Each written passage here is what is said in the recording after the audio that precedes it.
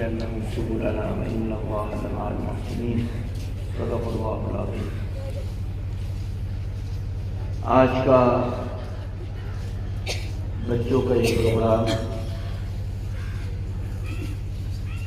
ابھی کچھ دیر سے چل رہا ہے اور آپ حضرات اس پروگرام کو سماعت کر رہے ہیں۔ دراصل مدرسوں کے اندر آنے والی بچوں کی یہ جماعت، ان کے سامنے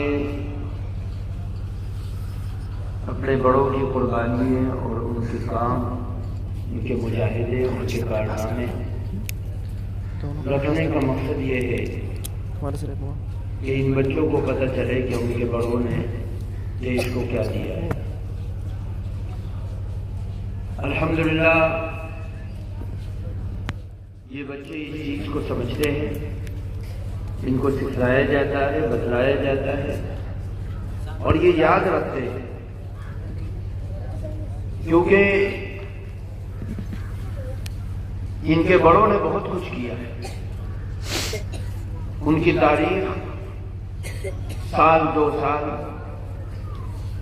100-200 سال کی نہیں ہے، بلکہ ایک بہت بڑا تاریخ کا ذخیرہ ہے جو اللہ تعالی نے ان کی قربانیوں سے بھر رکھا ہے۔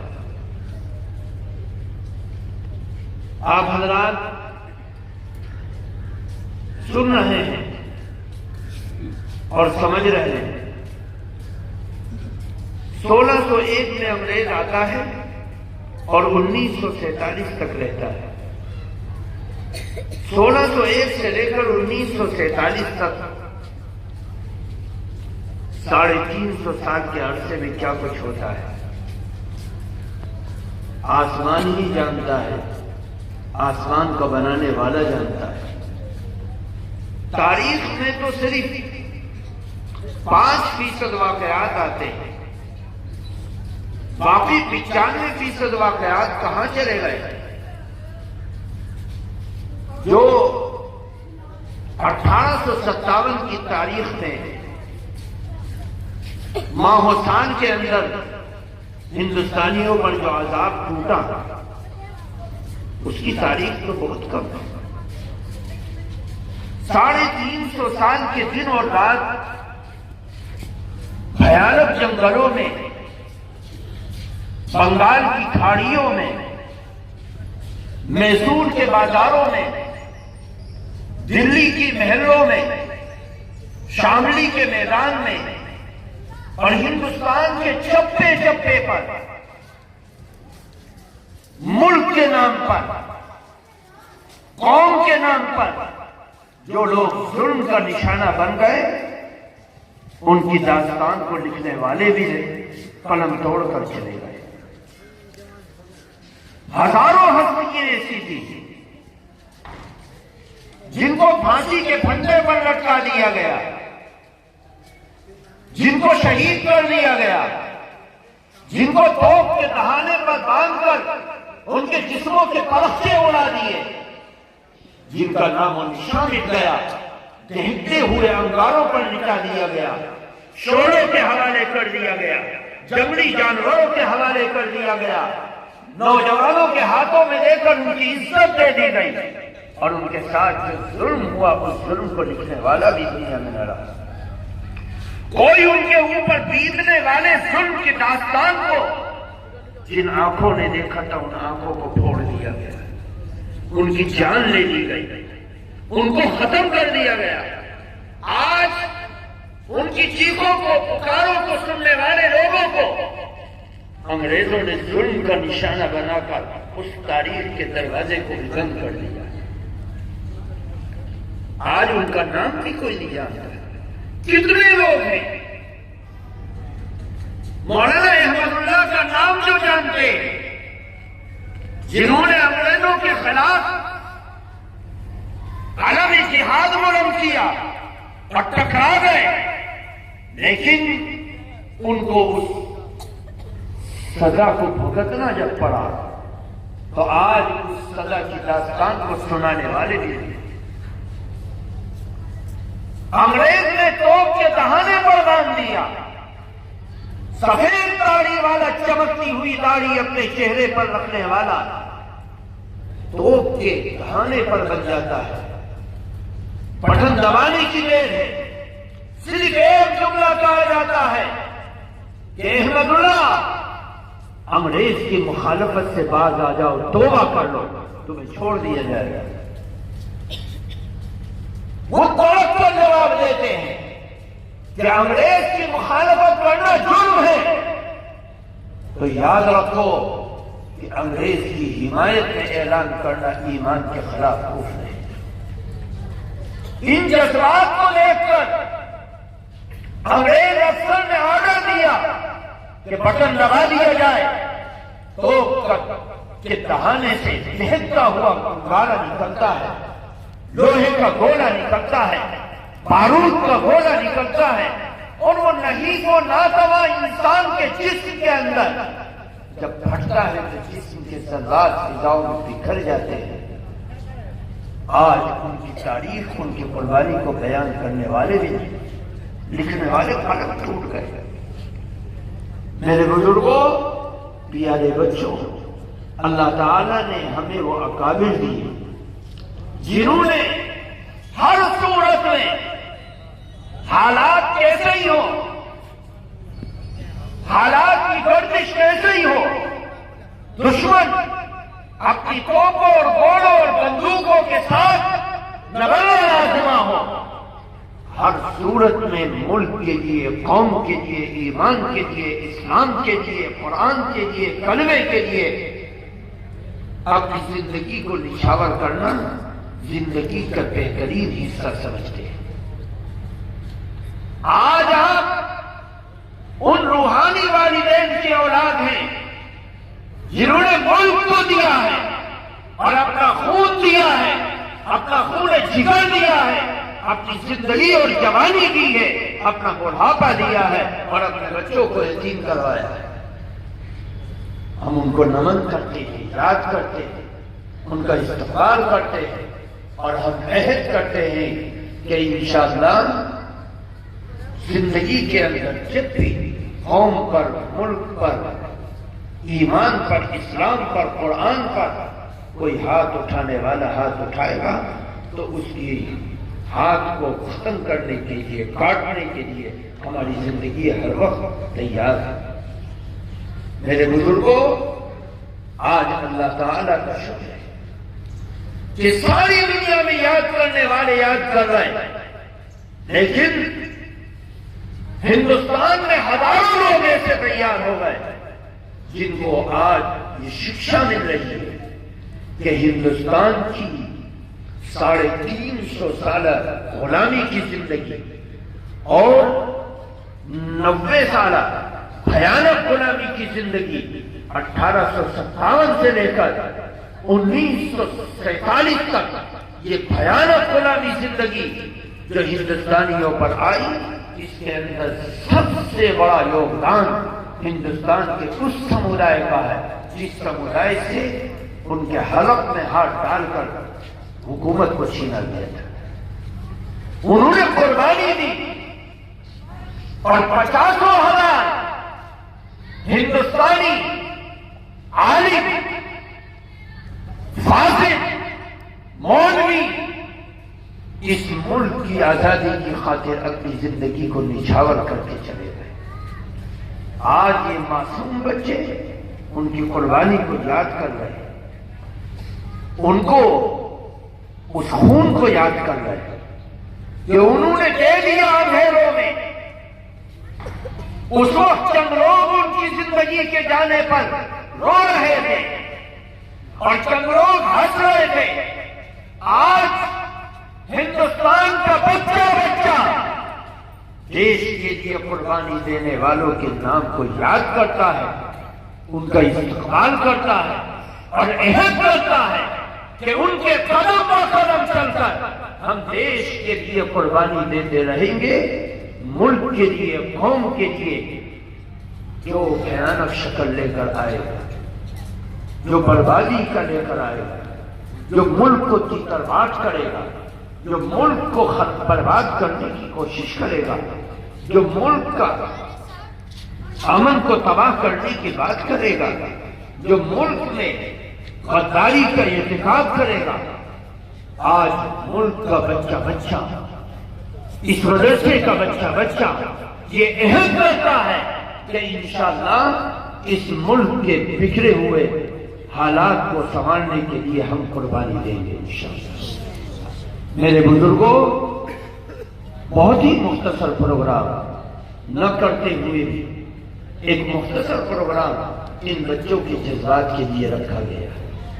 یہ بچے انہی جذبات اور احساسات کو پیش کر رہے ہیں کہ ہم اس ملک کے اندر کرایہ دار نہیں ہیں، ہم اس ملک کے اندر باہر سے لائے ہوئے نہیں ہیں، ہم اس ملک کے اندر مہمان نہیں ہیں، ہم اس ملک کے اندر چند روز کے لیے نہیں ہیں۔ ہمارے باپ دادا نے اس ملک کی دھرتی میں اپنے جسموں کو کھپا دیا، اپنی جوانی کو لگا دیا، اپنے بڑھاپے کو پیش کر دیا۔ آج زندگی کے آخری لمحات تک یہ عہد و پیمان ہے اور یہ یقین ہے کہ اس ملک کا ذرہ ذرہ ہماری قربانی کو یاد کرے گا اور انشاءاللہ ضرور یاد کرے گا، جس طریقے سے ہم بڑوں کی قربانی کو یاد کرتے ہیں۔ مجھے یاد آتا ہے حضرت شیخ الہند رحمۃ اللہ علیہ، ان کے لیے آپشن کھلے تھے، وہ دنیا کے جس خطے میں جانا چاہیں جا سکتے تھے۔ لاکھوں مریدین، لاکھوں شاگرد، ملک کے نہیں دنیا کے کونے کونے پر حضرت شیخ الہند رحمۃ اللہ علیہ کے ہاتھوں پر توبہ کرنے والے موجود تھے، لیکن وہ اس ملک سے آزادی کا خواب دیکھ کر گئے، مکہ مکرمہ گئے، مدینہ منورہ گئے، اور لوگ پوچھتے تھے کہ محمود الحسن کہاں جاتے ہو؟ جواب دینے والے جواب دیتے ہیں حج کرنے جا رہے، عمرہ کرنے جا رہے، لیکن یہ 80 سال کا بوڑھا جب لوگ پوچھتے تھے کہاں جاتے ہیں تو ایک آہ بھر کر جواب دیتے تھے کہ ہندوستان کی آزادی کے لیے فکر لے کر جا رہا ہوں۔ 80 سال کی عمر میں جذبات ڈھیلے ہو جاتے ہیں، خون پتلا ہو جاتا ہے، جان ختم ہو جاتی ہے، کمزوری آ جاتی ہے اور انسان اپنے گھر میں بیٹھ جاتا ہے۔ لیکن یہ کس خون کے قطرے تھے کہ جذبات کو لے کر گئے اور مکہ مکرمہ میں گئے، کئی مہینے رہے، معاہدے کیے، تیاریاں کی، دہلی کے ریشمی رومال کی بنیاد ڈالی، لیکن انگریز عیار تھا، مکار تھا، دغاباز تھا، سمجھ گیا، اس نے وہاں سے گرفتار کروایا، گرفتار کر کے لائے اور 4 سال سے جائے سمندر کے بیچوں بیچ مالٹا کے جزیرے میں قید کر دیے گئے۔ مصیبتیں، صعوبتیں، پریشانیاں، آزمائشیں، ٹارچر سینٹر، تمام کٹھنائیوں کو جھیلنے کے بعد ایک سوچ لے کر آئے کہ ملک کے چپے چپے پر جاؤں گا اور لوگوں کو، ہندوستانیوں کو، ہندوستان کے جوانوں کو، ہندوستان کے بچوں کو، ہندوستان کے بوڑھوں کو، ہندوستان کے واسیوں کو یہ شبد سکھلاؤں گا کہ ہندوستان سے انگریز کو کھدیڑنا ہر ہندوستانی کا فرض ہے۔ میرے بزرگوں، پیارے بچوں، آپ کے بڑوں کی جذبات یہ تھی، ان جذبات پر آپ کو چلنا ہے۔ بند کمروں میں رہنے والے قوم کے وفادار نہیں ہوتے، بند گلیوں میں رہنے والے قوم کے وفادار نہیں ہوتے۔ وفادار وہ ہوتا ہے، مجاہد وہ ہوتا ہے، دیندار وہ ہوتا ہے، سنگھرشی وہ ہوتا ہے، یوگدان اور بلیدان دینے والا وہ ہوتا ہے جو میدانوں میں ڈٹ کر کام کرے، حالات سے تھپیڑے ٹکراتے رہے، آندھیاں ٹکراتی رہے، لوگ گالم گلوچ کرتے رہے، لوگ بے وفائی کا نعرہ بلند کرتے رہے، لوگ سرٹیفکیٹ مانگتے رہے، سب کچھ کرتے رہے اور عقل مند بہترین وفادار ملک کا وفادار وہ ہوتا ہے جو حالات سے ٹکرا کر ملک کی آبیاری کے لیے کام کرتا رہے۔ یہ جذبات، یہ احساسات اللہ تعالیٰ نے ان بزرگوں کی جوتیوں کی برکت سے ہمیں دیا ہے۔ اس ادارے کا ایک بچہ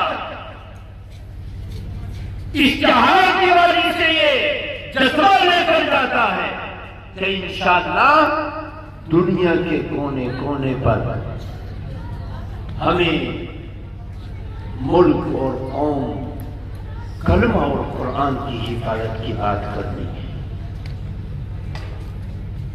سمٹ کر نہیں بیٹھنا ہے، نکل کر کام کرنا ہے۔ حالات کے سبیرے ٹکرائیں گے، حضرت عمر کے سامنے ٹکرائے۔ عمر نے کہا یا رسول اللہ کلمہ سچا ہے یا جھوٹا؟ نبی نے فرمایا کلمہ سچا ہے۔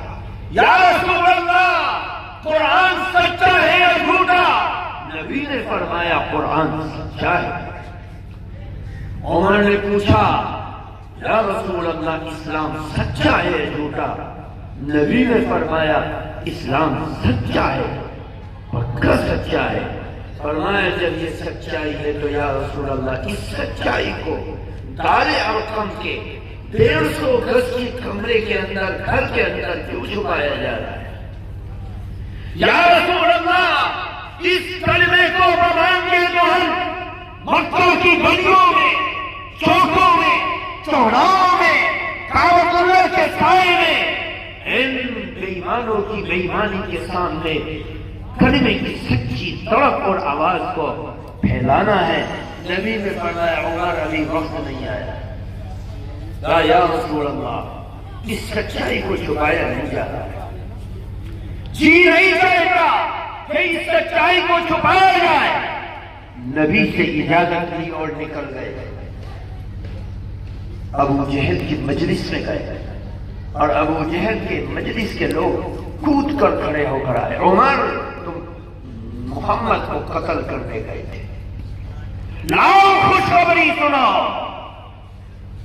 عمر جلال میں آگے بڑھے اور کہا اے ابو جہل سن لے، آج میں محمد کو قتل کرنے کے لیے تلوار لے کر گیا تھا، لیکن میں خود محمد کے کلمے کا متبع بن کر آ گیا۔ اگر ٹیڑھی آنکھ سے محمد صلی اللہ علیہ وسلم کی طرف تم نے دیکھا تو تمہاری آنکھ کو نکال کر باہر کر دے گا۔ دشمن ڈٹ گئے، دشمنوں نے جوتوں سے، گھوسوں سے، لاٹھ سے عمر کی طرف لپک کر حملہ کیا۔ یا اکیلا تنہا اسلام کا شہسوار، اسلام کا جوان، اسلام کا پہلوان، خطاب کا بیٹا لوگوں کے جوتے کھاتا رہا، لاٹھ کھاتا رہا، گھوسے کھاتا رہا، تھپڑ کھاتا رہا، لیکن محمد کے کلمے کو اپنی زبان پر جاری کرتا رہا۔ لہو لہان ہو گئے، مارنے والے تھک گئے، لیکن یہ اسلام کے نام پر قربانی دینے والا نہ تھکا۔ اس کی زبان پر ایک ہی بول تھا، لا الہ الا اللہ محمد الرسول اللہ۔ میرے بزرگوں، آج یہ جذبات ہر ہندوستانی کے ہونے ضروری ہے۔ ہندوستانی ان جذبات کے ساتھ آگے بڑھے گا تو پھر ملک کا نام بھی روشن ہوگا، قوم کا نام بھی روشن ہوگا، اسلام کا نام بھی روشن ہوگا، اور ایمان اور سچائی بھی جہاں تانگے عالم کے اندر پھیلے گی۔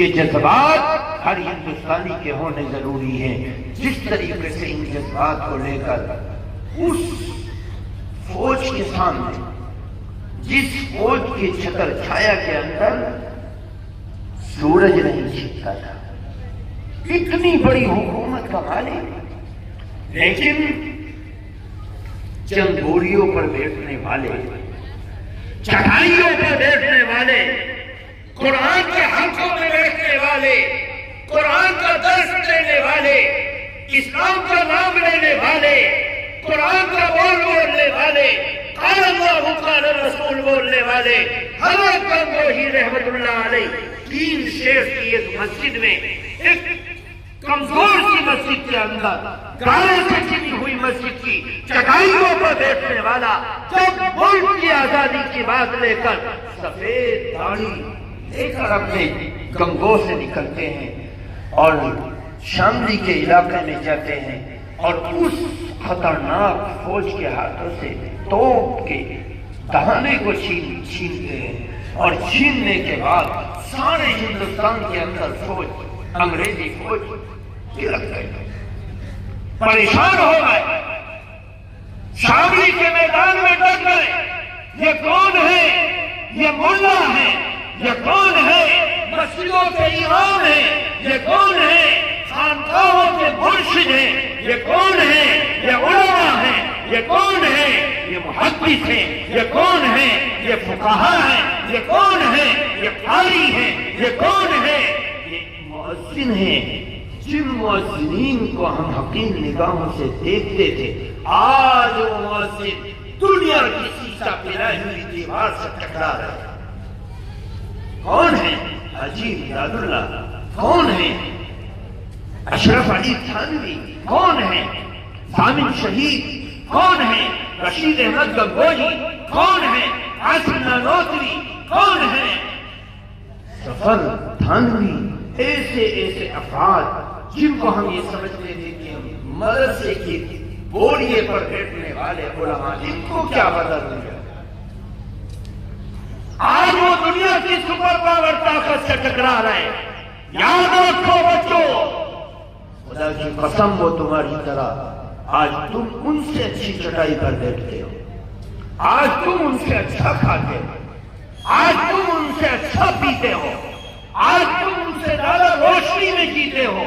وہ چراغ کی روشنی میں زندگی گزار کر چلے گئے، وہ اندھیروں میں زندگی گزار کر چلے گئے، انہوں نے اندھیروں میں اسلام کے دیے کو بلند کیا، ملک کی روشن کیا، ملک کے نام کو روشن کیا، اندھیروں سے اجالے میں چلے گئے اور جہاں گئے اجالا قائم کر دیا۔ میرے پیارے بچوں، آپ ان کی روحانی اولاد ہیں، روحانی اولاد ہیں، آپ ان کے روحانی بیٹے ہیں، آپ کو ان کی شکشا ملی ہے، آپ کا رشتہ ان سے ہے اور اس رشتے کے ساتھ آپ آگے بڑھے ہیں۔ خدا کی قسم، آپ کے سامنے دنیا کی کوئی سپر پاور طاقت ڈٹ نہیں سکتی، کھڑی نہیں ہو سکتی۔ شرط یہ ہے کہ آپ کے جذبات سچے ہو، ایمان سے لبریز ہو، عمل سے لبریز ہو۔ اگر کھوٹ رہا تو پھر کم من فئۃ قلیلۃ غلبت فئۃ کثیرۃ بإذن اللہ، اس کی بھی مثال دکھائی تھی۔ میرے پیارے بچوں، اللہ تعالیٰ نے ان اکابرین کی سرپرستی میں جینے کا سلیقہ دیا۔